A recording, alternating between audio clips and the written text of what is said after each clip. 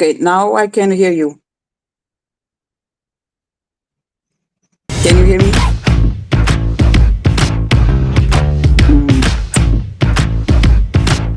Not. I just heard the meeting was being recorded, but I cannot hear the video. I can see the video, but I cannot hear the song.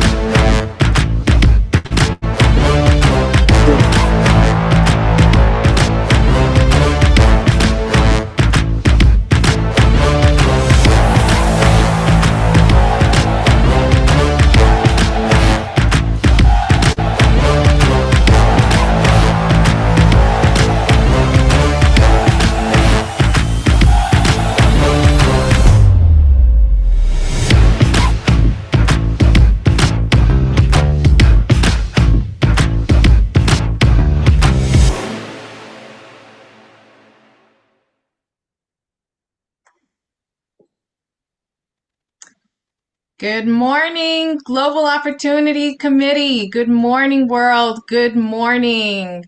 Happy Wednesday. This is Jennifer Barbosa with the Global Opportunities Committee under the Atlanta Black Chambers, and I am excited for this morning. We have some amazing guests from my home country, Cabo Verde Islands, also known as Cape Verde, and I am excited to share some amazing information with all of you. Please make sure to mute yourself as well as enter in all of your information. Let us know where you are, where are you joining us from, what part of the world, and say hi and get ready to learn. This is the Global Opportunities Committee Power Hour. And again, my name is Jennifer Barbosa. I am your co-chair and host for today. Today, I'm excited to introduce some colleagues and family who are doing some amazing things with Cape Verde Islands and give you some information in regards to what is going on and what are the opportunities that we have. And I want to go over our guests for today. First guest that we have, I will start with Demani Akil. Demani, I'm going to give you a couple minutes to introduce yourself so that I can make sure that I'm not losing sight of who you are and everyone has a full, concise understanding of what it is that you do and why you are here joining us with the Global Opportunities Committee. Thank you and good morning, everyone. My name is Demani Akil, and today I am joining this good group out of Atlanta, based out of Atlanta today. I am like many of you, experiencing global business, MBA, worked and lived in different continents. I'm a management consultant by training and trade, but I'm here today because I'm also a founder of Deeply Rooted Press, a digital marketing and distribution publishing arm, and just great to be here with everyone. I won't be extensive in my intro because we have very little time. Just I'm humbly here and excited to join the conversation. Thank you, Demani. And Demani also sits on the Cabo Verde Welcome Committee for the World Cup that's coming here to Atlanta, and we are excited about that. Our next guest is Lloyd Montero. Lloyd is the CEO of the Cabo Verde Nozona Smart City 2.0. Lloyd, can you hear us? I know she was having some sound challenges. I want to make sure. Lloyd, are you there?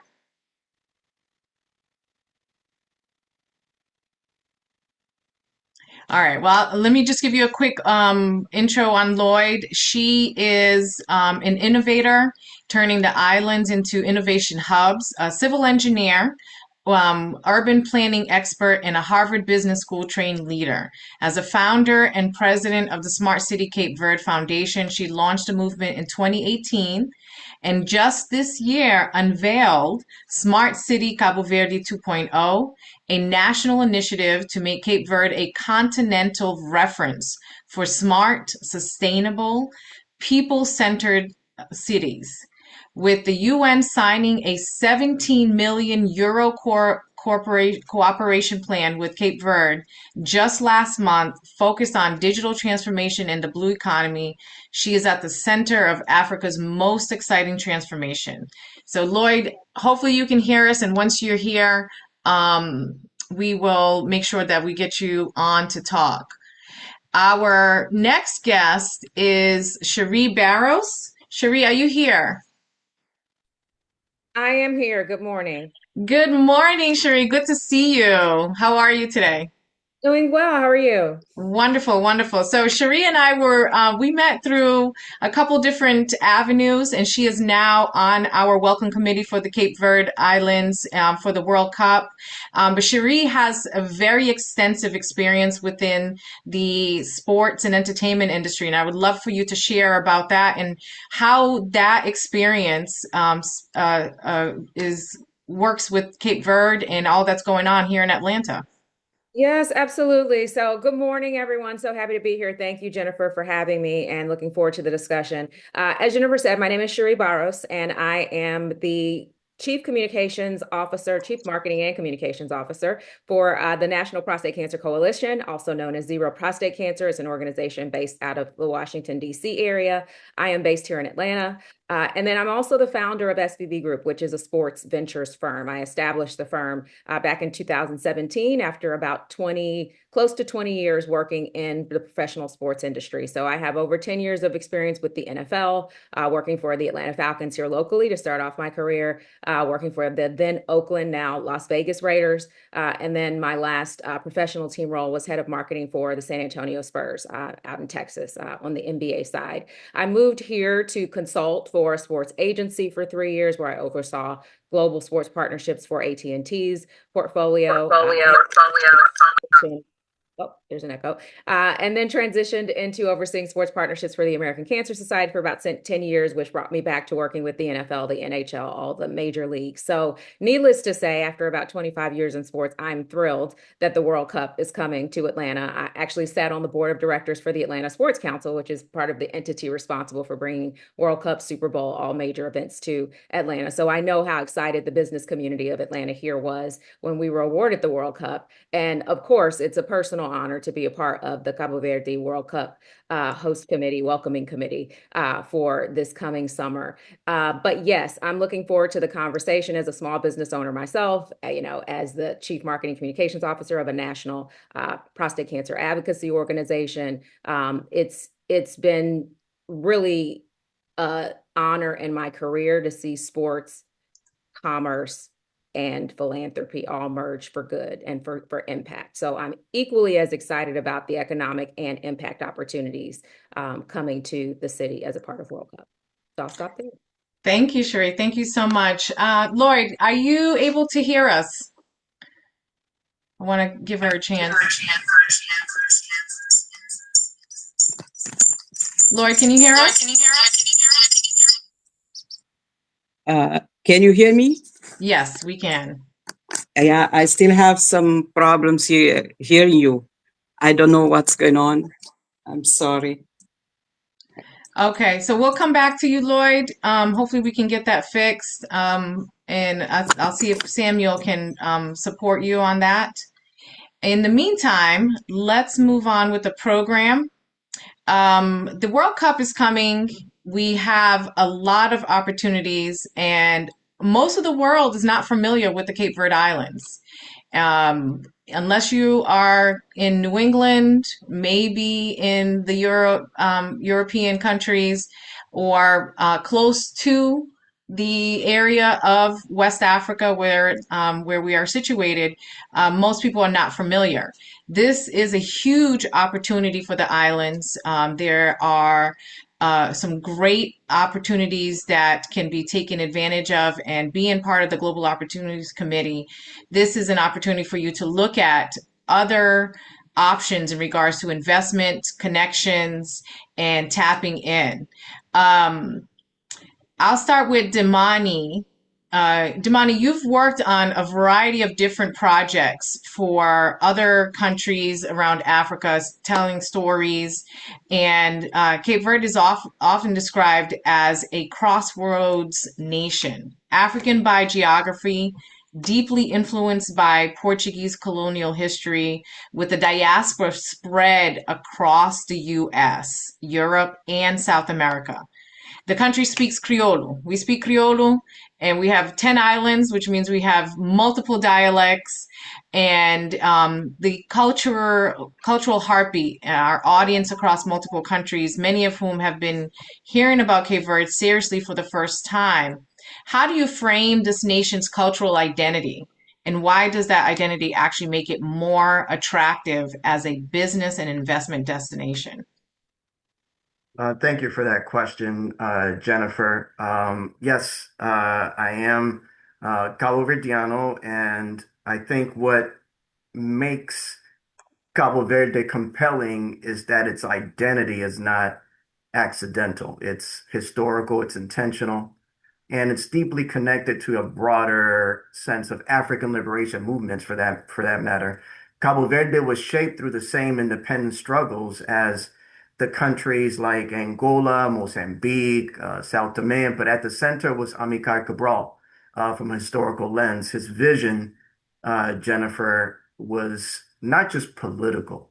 It was about culture, it was about dignity, and it was about the ability of a people to define their own development. So, from its foundation, Cabo Verde has always been outward facing and globally aware. Now, where are we today? Today, we have roughly around 500,000 people on 10 islands. We are an archipelago of 10 islands, as you mentioned, Jennifer, but its diaspora is three times that amount, right? We're looking at Yes. roughly around 1.5 million people across the United States, but also Portugal, also the Netherlands. I see some people here that are probably joining from that strong diaspora at the Netherlands. My family, as an example, has some roots in Senegal as well, so we're there in Senegal. We're also in Brazil and beyond. So I would rephrase Cape Verde, also known as Cabo Verde, not just as a country, but it operates as a transnational network between the Americas. We got Europe, and then obviously we're part of Africa. So it becomes a real business asset when we're looking at it from a network perspective, the distribution pathways, the cultural bridges, the multiple markets. And then you add, to your point, Criollo itself, and not just Criollo, but wherever Criollo is, so we got a little bit of dialects in different islands. So think about African American vernacular English and the different dialects from New York to the South. We got French that we speak on the island as well. So geographically, it sits roughly around 500 to 600 kilometers from Senegal, not close enough where you could see it, but close enough where you could get to a major hub right in West Africa, in less than 1.5 hours on a propeller plane, which I've done a couple of times. So when I look at Cabo Verde to answer that question, I see an economy, a geography that has high trust, that is globally connected, and that it's already designed, not just from a maritime perspective, but just designed to connect bridges, to other markets across the world. Thank you, thank you. And it's true. Cape Verde has an amazing history. We've been highlighted in books like Moby Dick. We've been highlighted in history, but in small chunks, and have a strong historical connection to a variety of different major historical events. Cherie, the 2026 FIFA World Cup is projected to generate billions in commercial activity globally, and Cape Verde's government is actively creating an investor's guide to leverage the World Cup halo effect across tourism, tech, and infrastructure. For a Black-owned business or a mid-sized business watching today in Atlanta, Lagos, London, Sao Paulo, what is the practical three-step playbook for activating around this moment without a Fortune 500 budget? Yeah, well, and let me just dovetail first off of what you were saying. Don't Yeah. forget the shout out in Black Panther. I don't know if anyone Oh, caught yeah, that's true. uh, but yes, so for businesses, that obviously do not have the budget of Fortune 500, there are really a lot of great opportunities to get engaged and to get involved. I'll compare this to, again, my prior work, and I've been to 13 different Super Bowls over the course of my career. And one of the huge initiatives whenever a global sporting event is coming into the town is to create opportunities for small businesses. So as a member, as I mentioned, of the board of directors with the Atlanta Sports Council, I know that there are active opportunities in Atlanta for you to submit for grants. It's called supplier diversity for a lot of different entities to ensure that the funds that are being injected into the city through major sporting events are actually giving opportunity to small businesses to be a part of that. So I would say definitely to look into the Metro Atlanta Chamber, the Atlanta Sports Council, organizations like Showcase Atlanta as well, that are out there curating opportunities for you to pitch and to present your business to secure some of the grants. I mean, again, food and beverage, hospitality, transportation. There are just so many opportunities to be of service if you're a service-oriented business, and to secure, as I said, contracts that are set aside and dedicated to ensuring that some of those funds are benefiting small businesses. So there's a FIFA World Cup Atlanta host committee as well that is overseeing contracts and getting a lot of those contracts awarded to small businesses. So those are just a few of the recommendations that I would have there. So, and for a country like Cape Verde, for those that are here from the diaspora, wanting to showcase our history, showcase the culture, but maybe not have a fully established budget to show, what can a small business that wants to, um, really share our cultural knowledge, experience, food, music? Where can someone go to learn more about Cape Verde or share more about Cape Verde during the World Cup? Yeah, well, I would say first off, the welcoming committee can be a resource for you in terms of directing you to different opportunities. There are several. I know a few that are organizing cultural festivals and events around the city, whether it's on the Beltline, whether it's a little bit outside of the city. The SVP of marketing for the Braves is a colleague. They're planning to do something outside the city in the Battery area. So I would say don't limit yourself. There's going to be a lot of Hmm. people clamoring for opportunities to get involved downtown in that central area. And like I said, certainly the welcoming committee can be a resource to connecting you to some folks that are running those cultural festivals, but also look for opportunities, again, outside the city for those that want to make sure that for anyone in the community that can't get downtown, that they have an opportunity to celebrate the culture of all of the countries, and particularly, obviously, Cabo Verde. So I would point out, again, the Beltline, the Atlanta Beltline is hosting a festival where they're going to have different cultural houses along the Beltline and one dedicated to Cabo Verde, and we can get you information on that and how you can be a part of it. But it's a great point. I mean, again, even if you're not established yet, and if you're not, a service-oriented business, but if you want to bring your talent, whether it's from the music, the art, the food, the cultural aspects, that I would say really look for those festivals that are right now organizing and pursuing opportunities to bring particularly experts and members of our culture in to be a part of it. Wonderful, thank you. I just got notice that Lloyd may be able to hear us. Lloyd, can you hear us? Yes, I can hear you. Thank There you you. are. Wonderful, Finally, yeah. wonderful. Thank you so much, and I'm sorry for this constraint. I don't know what happened. It was something on my end, but I'm here now. We can talk Excellent, now. excellent. So I Mhm. want to make sure that everyone knows who you are and what you do. I did provide a short introduction, but I wanted you to share in regards to the project that you're working on and how important that is to the community of Cabo Verde, the country, and also what that means for the diaspora, not just the Cape Verdean diaspora, but African diaspora, and what opportunities will come from there in what you're building.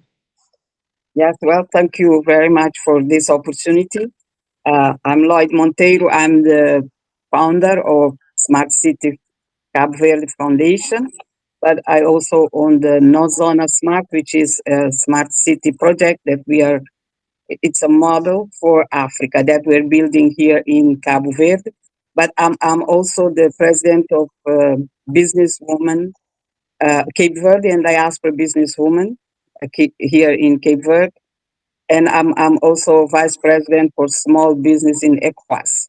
ECOWAS is the West Africa um, economic zone where we have 15 countries from Africa, and is the largest market region within Africa, with a lot of opportunities also.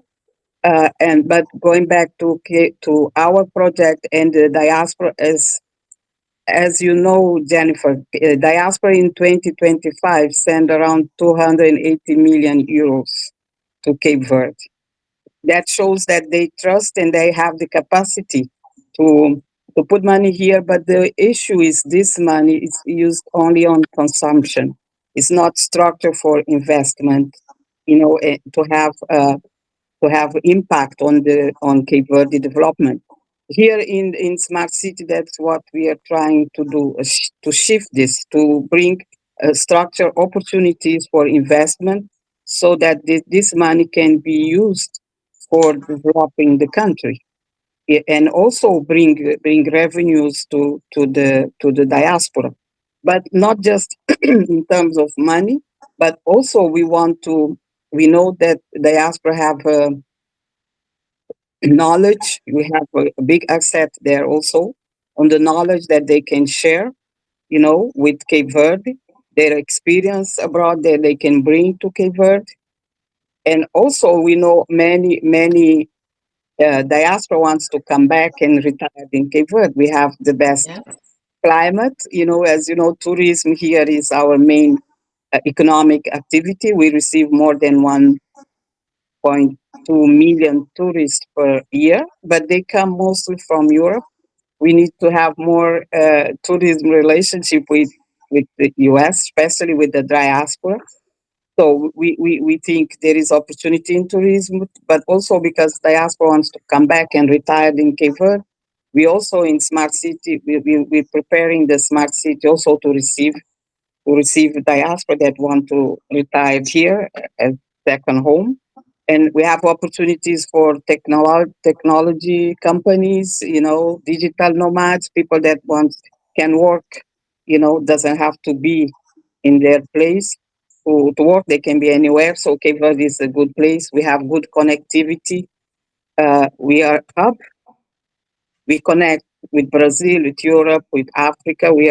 Cape Verde wants to put Cape Verde as a gateway to connect Europe, US, and Africa. So Cape Verde will be the door to go to Africa continent, and it's a lot of opportunity here. And the World Cup is just going to make this even more possible because we have the visibility of the World Cup that we can take advantage of, and that's our plan to bring experience Cape Verde in these cities where Cape Verde is going to play, in Atlanta, in Miami, and Houston.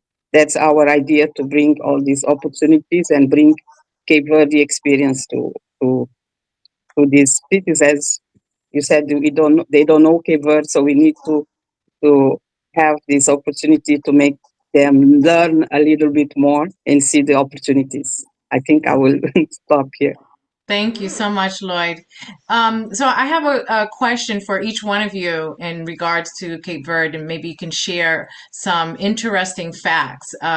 One thing that I was very proud of my country, Cabo Verde, is that our government has been multiple times noticed as a government that has been well trusted, well managed, no corruption, but we still had not gotten a lot of visibility across the world.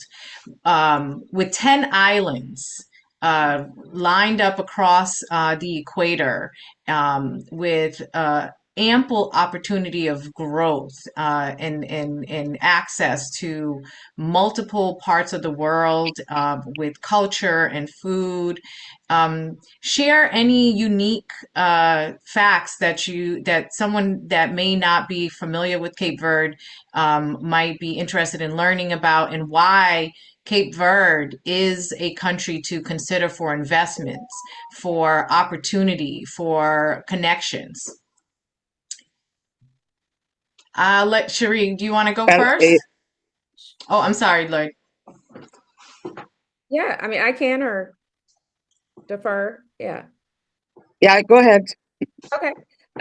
Well, I'll just start by saying I had the honor of having dinner with the Prime Minister of Cabo Verde last May in DC, actually almost a year ago now. And one of the things I was most proud of in being able to have a conversation with him, and it was actually just the day after he spoke at the World Bank about the success that we've had as a country, in terms of innovation and in terms of really investing. And what really spoke to me the most was the Prime Minister's emphasis on human capital, and to know that we come from a nation that prioritizes ensuring that our people are actually elevated. Back to the conversation we were having before with business opportunity and with being able to share our unique culture with the rest of the world. I know that the country is squarely focused on human capital. And I think for anyone looking to invest in a country that prioritizes people first, that to me, really speaks volumes. So I'll start with that again, coming from, one of the key leaders of our country, to say that it meant a lot. And I think it's a huge benefit. Those at the World Bank also spoke to that being a real prime reason that they are that Cape Verde has been so successful again in raising its status, economically as a nation. Long way to go, but certainly human capital and innovation are at the top of the list as reasons to invest.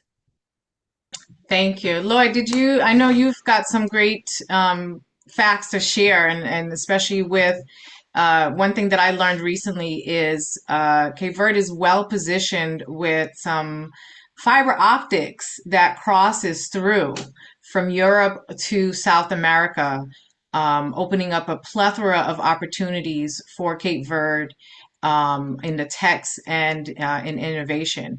What other opportunities should investors consider, or business owners consider, in Cape Verde, and why look to the country? Well, I would say the location. Cape Verde is in the middle of Atlantic, so we are like three and a half hour from Europe. We have an hour from the continent, Africa. We have 3.5 hours from Brazil.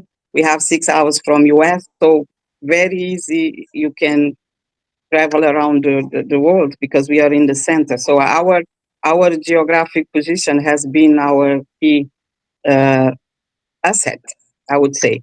But in terms of the ranking, I could, in 2025, Cape Verde, 26th, Cape Verde was number one in governance for Africa. For the all Africa uh, countries, Cape Verde was ranking number one in governance and is in top three in democracy, in freedom and democracy.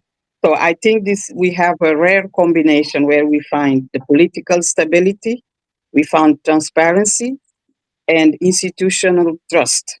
So we have all the ingredients that investors look for to invest.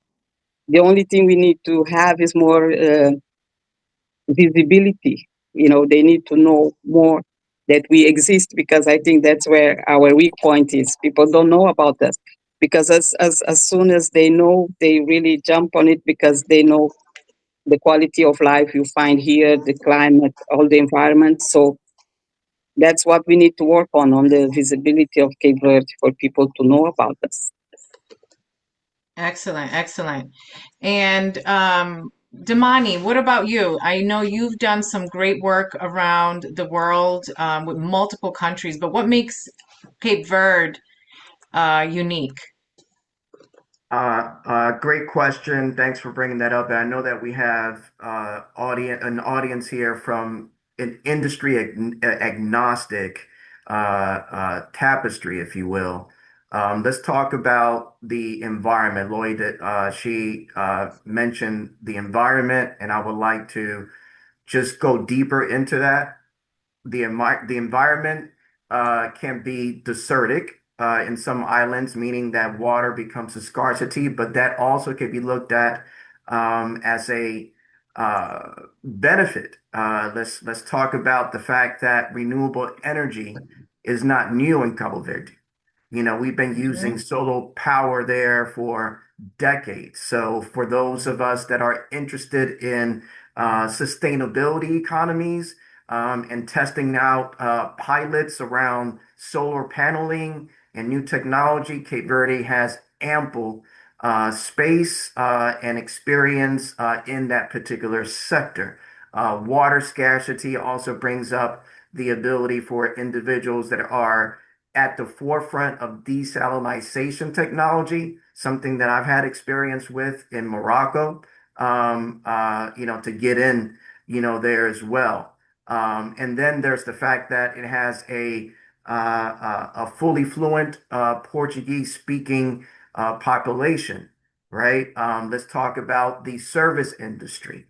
So for those individuals that are in IT or IT service management and are used to building call centers, and I worked on a project to build a call center in Morocco that requires some pedagogy readjustments and infrastructure management, bringing in Caterpillar there. So those of you that are in construction technology know that Cabo Verde can be a destination for future call centers that are addressing the needs of Portuguese speaking countries like Portugal, like Brazil, like Mozambique and Angola. Certainly for those of us that operate in that intersection between science and technology, Cabo Verde is not just fun in the sun, even though it is a destination where you could actually do some sand dune, snowboarding, but sandboarding is what we call it, there, right? But that's really off the bat. It requires an unlimited amount of imagination, and I think we have that on this call. Thank you so much, Damani. Thank you. Right now, I want to shift real quick to highlight one of our members. During the Power Hour, we always want to highlight a member to talk about what it is that they're doing and share more information on the opportunities to work with them. And I have Miss Grace. Miss Grace. Mishwe, are you here with us? Yes, I am. Hi, hi, beautiful. Hi. How are you? Good, thank you. How are you? Wonderful, wonderful. Thank you for joining us. And wanted to make sure that you had the opportunity to share with us what you are working on, that I have the honor to sit on and participate with, and share with the GOC how they can be a part of this amazing opportunity that you're building. Well, thank you for the opportunity, first of all. And second of all, thank you so much for all the beautiful information about Cape Verde. I definitely learned a lot of new things today. So yes, I am putting together an event. It's called Miss Grace. And it's called Miss Grace, and it's a pageant of minds. So, the reason why I came up with this is simply because Africa is the center of global attention right now. And from trade to technology to natural resources, the world is looking to this continent for the future. It's simply happening. But there is one critical question that we must answer, and that is, will women be the architects of the future or simply spectators? So my passion right now is to really to pay particular attention to women because they're very rarely recognized in all their, business endeavors. They just don't have the platform that a lot of people have. So, like I was saying, African women are the backbone of our economies. They make up probably majority of agricultural products. They dominate in cross-border trade, and they power the informal economy. Yet they receive less than 10% of trade financing, face structural barriers, and are largely excluded when high-level business networks and decisions are being made. So this is not a capacity problem, it's definitely an access problem. So my solution, or part of the solution, in my opinion, is putting together this event. And so it's Miss Grace. And the reason why it's named Miss Grace is because it follows 5 pillars. So we're looking for 100 women to apply. I mean, to actually compete. And they have to follow the 5 pillars of grace. G being gratitude, R being responsibility, A being awareness, C being community engagement, and E being entrepreneurship. So we're bringing these people together. They can be from any African country. Our aim is to get more than 40 countries involved, and narrow it down to 100 contestants overall. And in most platforms, one person wins and everybody else goes home. But with Mr. Grace, the idea is that everyone wins something that's tangible. Every participant will gain digital marketplace access, professional training, mentorship, as well as visibility. We're building an infrastructure, not just hosting an event. We are connecting women directly to opportunities within Africa, and the impact of this, where the idea is to have the women really feed into the rural communities in Africa. So what we're trying to do, there's a big gap between the upper echelon, and that money is not felt by the person in the rural community.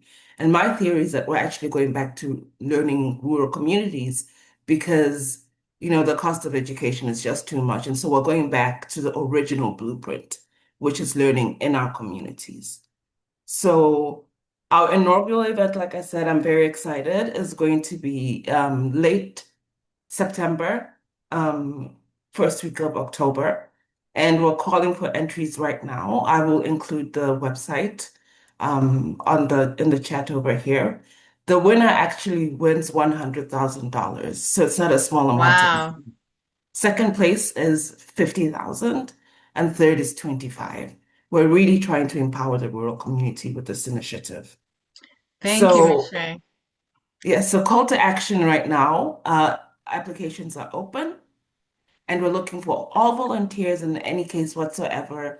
Let us start feeding back into the community and making sure that African women actually count and they're seen. So that's my project. I will include the website.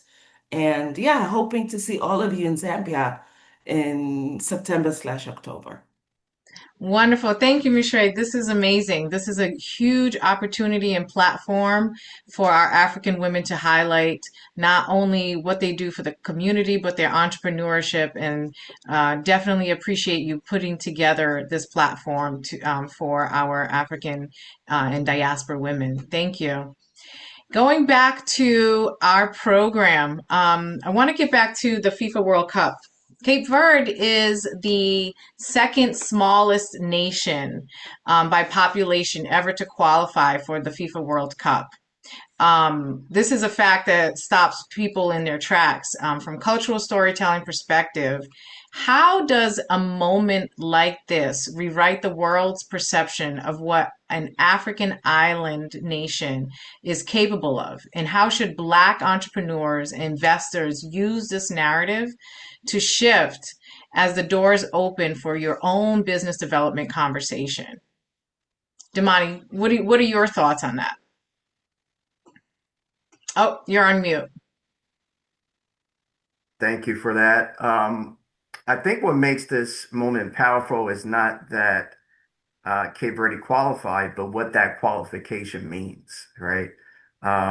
It's a small island, and I think by population, it's Iceland that beat us, right? Because they're around 300,000 in population as a country, to our 500,000. But it challenges this idea of that scale determines capability. And Mm. it also creates what my colleagues in global business will refer to as a narrative inflection point, right? That Cabo Verde now is going to move from being relatively unknown to relatively known. So what does that mean? And we've seen this before, where the World Cup tends to create this kind of halo effect that drives attention. Attention drives increased tourism and perhaps some investor curiosity. I think we need to, as Black business entrepreneurs and those of us that are on the continent, to not wait and have what happens to other countries after the attention becomes a frenzy, that we become the last folks to the dinner table. So we have an opportunity here to think about cultural moments. Think about how Guinness as a global brand became a recognizable part of our drinking diet across Africa in general, and they're from Ireland, right? We have Strella as a brand that is still trying to flex his muscles and do that flex right now. So I think we have opportunities for those that are in media consulting, marketing consulting, brand consulting, digital technology consulting. It becomes a narrative of inflection point for us right now. I think that to me is what makes it significant that we qualified. It shows that we have the opportunity now to use this narrative in our business conversations. Thank you. Thank you so much. And Cherie, being in the sports and entertainment and publicity industry, um, the GDP for per capita for Cape Verde's government has reached 15,000 per capita. This is catapulting the country to a high income status within a decade. That's a brand story in the making. If you were advising Cape Verde's national brand strategy right now, how would you architect the global brand equity around a country that most of the world is just now discovering? How do you ensure that the story benefits? And as a small business, how do we learn from this experience and leverage this knowledge and opportunity for our own businesses? Yeah, I mean, and some of what I spoke with the prime minister about, last year, even before we knew, right, that the country would play here in Atlanta and other U.S. Cities. I would say sports in particular, right, is one of those opportunities to really capitalize on a moment. Damani mentioned this a little bit. And so this is a very critical time to tap into the relevance and the attention that Cabo Verde will be receiving. There are a lot of corporations that want to be a part of this at this particular moment in time. There are a lot of even folks in my network, from sports, entertainment, to music, to lifestyle, who are all looking to do something in association with Cabo Verde because of, this positioning of playing in a couple of months. So I would certainly say that now is the time to build those relationships so that you can extend the conversation after. There is, only so many moments like this that you have to really take advantage of elevating the awareness of the brand, and everything that we've said over the course of this past hour in terms of the connection that we have, where we sit in terms of the African culture and European Portuguese culture and, other cultures is so very unique. And I think it allows us multiple connectivity points, again, not only from the business world, but from the unique cultural connections and ties that we have. So definitely leverage this moment with where there's peak interest. There's a colleague of mine who's looking into a documentary about the islands that can be filmed and capture the national team as they come in and go to various cities. Those are conversations that she started with Netflix that she would not have had about a year and a half ago. So certainly think forward about how there are opportunities that you want to create beyond World Cup, and present those right now, because there are a lot of people who are interested in the islands because of that. But yes, our primary goal, I know on the welcoming committee as well, is to ensure that we're making this moment last beyond World Cup. by pulling people in and getting them to be interested in partnering with the island for the future. Thank you, thank you. And Lloyd, you plan on bringing Smart City to Atlanta in preparation for the World Cup to bring more visibility and opportunity in investments into the smart city. Um, Talk to us about what those investment opportunities are and how even a small business, regardless of where you are within the diaspora, can tap into and be able to contribute, be able to be part of something that is going to position itself as the foundation and the blueprint of smart cities across the continent. Oh, you're on mute. Let's unmute you. Okay. Yes, There it you just are. before I answer your question, regarding the first question you asked, Domani, about what it means for us to be in the World Cup, I just want to tell you that football is what we see, Cape Verde to be in the World Cup. But Cape Verde, has been in World Cup for handball, for basketball. We have someone who won bronze in box. So in sports, we have, we are a small country, but we have a lot of accomplishment, high accomplishment on sports. But it's not only in sports. We have one in culture. We have like our wine from Fogo won number one in Europe. He won the contest in Europe. So we have so many things that it's top. Football is what you see now, but there's so many things that can be capitalized and leveraged, like Jerry said. So just to give you an idea, it's not just football. But regarding the smart city, we want to bring an event focused on opportunities, business opportunities, and to showcase Cape Verde as top nation with not just the World Cup, but all these other things that I mentioned. That's our idea for smart city in Pacific. We have several opportunities in smart cities.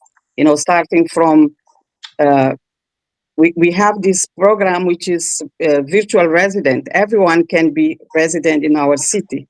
It can be a virtual resident and have Yes. access to all the information and even some services, be part of it, bring ideas, especially diaspora. Like I said, we want to, to get the know-how, experience of diaspora to bring to Cape Verde. So it's an open platform for innovation for our cities. So we have this virtual resident uh, program, but we also have investment, starting from tangible investment like properties, for residents, for investing in the hotel, for investing in health facilities, business facilities, and so on. But we also have investment we are tokenizing the city. You can invest on the city token. It's kind of share. You can buy share. Is digital asset that you can invest on the asset in the city and be a shareholder. You can also do partnership for business. If you are in a hotel, you want to build a hotel, we have a space for the hotel there in the city, so we can partner to build that. And we are also on the uh, co-working space, to share co-working. You can innovation like incubation. People who wants to do business here, we can support and help incubate their business. When we say Cape Verde, we're thinking Cape Verde as the door to Africa, because we also have access to West Africa. Like I said, is the biggest market in the Africa region. Cape Verde doesn't need visa to go there. It's like the same. It's like we were in the same country. We don't have visa. We don't pay for tax. So it's all opportunities that you can take advantage of, through Cape Verde. But you have access to this big market. It's not just the 500,000 people around that we have in Cape Verde, but you have access to almost 300 million, which is the population in West Africa region. So these are opportunities that we plan to bring to Atlanta, to Miami, and Houston. We are working on it. We already have a government endorsement on this event. the Ministry of Sports, and we have also Cape Verde Promotion Agency. So the government and the federation, football federation, also has endorsed our event. So we are organizing for it, and we hope to work with you all in Atlanta to to make this a success and bring all the best that Cape Verde have to show in Atlanta, in US in general. Absolutely, absolutely. Well, we definitely are looking forward to that. And I would, as a Cape Verdean, first generation, and co-chair of the Global Opportunities Committee, we invite Cabo Verde and all businesses within the diaspora to join us at the Go Global Conference that the Global Opportunities Committee hosts every year here in Atlanta in October.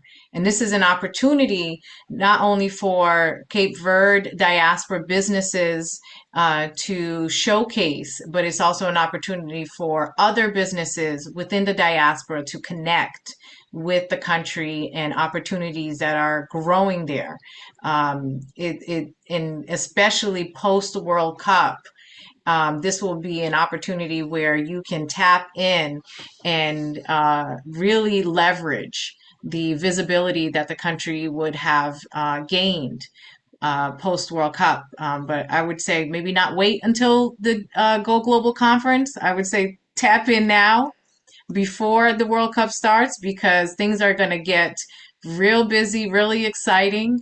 And if you have a service, if you have a product, and you are looking to expand, the Cape Verdean diaspora is a great way to do it because we literally are all over the world. Yeah. And a majority of our population is outside of the country. And what that means is that you're connecting with a country through multiple access from all over the world. We have a huge, rich history, musically, culturally, food, like you mentioned, our wine and sports, even in civil rights history. And also now we've got the opportunity to really bring more visibility to the country. I want to allow each of our speakers to be able to share something that maybe we've missed in our conversation that is important for our listeners to consider in regards to the country, in regards to the World Cup coming up, or the smart city opportunity. How do they reach out to you? How do they get in touch with you? What should we consider to in our planning and preparation to connect with the country and the diaspora as we're moving forward throughout our day during this power hour? Damani, I'd like to let you go first. Sure. Curiosity and strategy would be the call of action. The World Cup will indeed come and go, but it becomes important for us to identify where our expertise aligns. I'm seeing and I'm paying attention to the chat here, and we have a lot of different industries from the medical industry to telecom to media, entertainment, etc. Find out where your expertise aligns and align with one of us. I would encourage to start with Jennifer and Cherie, and then they in turn can connect you very selflessly, with whoever might move that needle for you and for us. Because if you win, our philosophy is that we all win, right? Yes. So culture, infrastructure, energy, digital systems, start building those relationships now. Thank you. Thank you. Great point, and that is very true. If you have questions, you can definitely reach out to myself as your co-chair, as part of the World Cup Welcome Committee for Cape Verde, and Cherie, who has amazing connections within the industry as well as the city in preparation. Cherie, did you have anything else that you thought would be uh, point to consider in regards to Cape Verde and opportunities that we should all look at? Yeah, no, I would just emphasize, I touched a little bit on it earlier, but sports media and health are really my lanes. And so I would say, if you have projects in those areas, certainly reach out. One of the things I'm focused on with my venture firm is sports team ownership. I've consulted for owners for a while now and looking to really build professional sports infrastructure in Cabo Verde, and that, can intersect with some of the professional sports here. So we are right now having conversations with gathering a group of investors to potentially do that coming off of the World Cup. So if you're interested in sports ownership and investment opportunities, certainly reach out to me. Again, a focus for the firm. And then, as I mentioned, a colleague working on a documentary series potentially with Netflix, and then just use your own platforms. I think there's an opportunity for you to collaborate with different businesses that are supporting the islands. I just got outreach from the vendor that is producing the jerseys for the U.S. national team. So, look for those opportunities to leverage your connections to those companies and those businesses that are, again, engaging and being a part of it because of World Cup happening right now. You can connect with me on LinkedIn, and also I'll obviously drop my email in the chat as well. Thank you. Thank you. Lloyd, what do you recommend that businesses within the diaspora here on the GOC Power Hour consider in regards to preparing and look at for Cabo Verde, and especially with the smart city that you're building?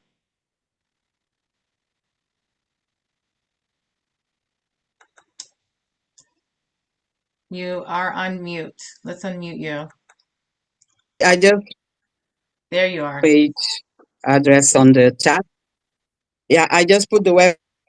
What I want to say is we are here in Cape Verde and we are available to assist everyone who wants to invest here in Cape Verde or just to come and visit to know the place, so that they can reach to us and anything they need to know, information or whatever from someone who really lives here and knows the reality, knows the information. They can so anyone can be free to be in touch. I left the WhatsApp. I mean the web page. We are in LinkedIn. LinkedIn. You can also make available the WhatsApp number. If someone wants to text me, I will be available to have a conversation or anything. So they can feel free.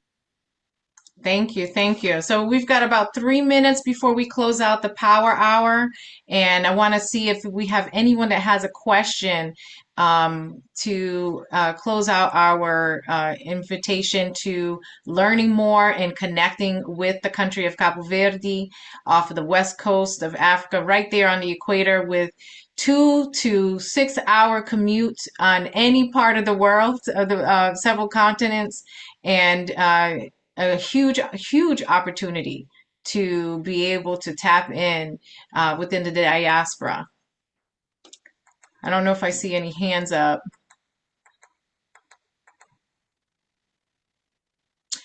Anna, I thought I saw Anna's hands. I see a few family members here. Hi, nice to meet everyone. Hi, Anna. Hi. So a couple of questions. I'm a physician. And for the World Cup, especially, we are creating kind of like a web app where we have a list of doctors. I mean, it's Atlanta, so most of them will be Black, but all the specialties will be there, where you have time to appointment. It will tell you how many minutes you are from the doctor's clinic and how soon you will get an appointment, same day or next day. My question to you is, one, is English, I might have missed that. Is English the national language? So the national language, Lloyd, correct me if I'm wrong, is still Portuguese. We do speak Crioulo. But the beautiful thing about Cabo Verde and Cape Verdeans within the diaspora is we speak multiple languages. Most Cape Verdeans, especially coming from the country, speak at least 2 languages. Which And is what? understand Portuguese and French, or Portuguese and English? Portuguese, Crioulo, but we also have French, German, Okay. Spanish, A lot of Cape Verdeans speak multiple languages.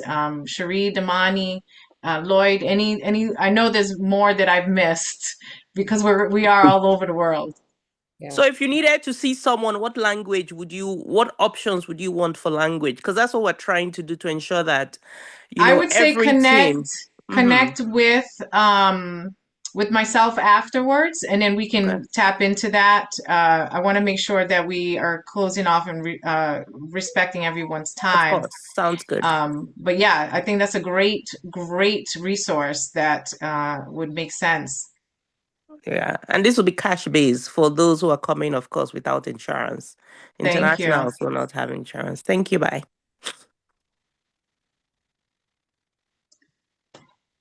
And So so, did I for miss the any? language, Are there any other languages that we have, Lloyd, that speak in Cabo Verde? basically it's Portuguese, English, and French. Those are the main Mhm. language. But nowadays with the AI, you get you can speak any language and you get translate, even Creole, you can get translated. So I don't think will be an issue, the communication. Absolutely. Absolutely. Well, ladies and gentlemen, it is 9:30. And we have reached the end of the Power Hour, but that does not mean it is the end of connecting with the beautiful country of Cabo Verde. We have 10 amazing islands right on the equator off the west coast of Africa. It is the gateway to the continent. It is also an access to Europe, South America, and North America. And you can find a Cape Verdean just about in every corner of this world, literally. And I'm excited to have our guest panelists here to share more about Cape Verde. Thank you so much. Thank you, Damani. Thank you, Cherie. Thank you, Lloyd, for sharing information and opportunities on the country and within the diaspora. And make sure that you connect with all of us. Let me see, Victoria. Hi, Um, yes. Good day, everyone. How are you? Oh, were you trying to mute me? My apologies. Yes, thank you, Victoria. Okay. Thank you. Yes. Again, please reach out to anyone here that was on the panel as well. And if you have any questions, I see everybody's like, Jennifer, you're on. So you guys know how to reach out to me. I will be more than happy to connect you with the right contact that you need. And if there's anything else that we can support you. Again, ladies and gentlemen, this is the Global Opportunities Power Hour. We are here every Wednesday from 8:30 to 9:30 a.m. Eastern Standard Time. Join us every week to learn more about opportunities with the Global Opportunity Committee under the Atlanta Black Chamber.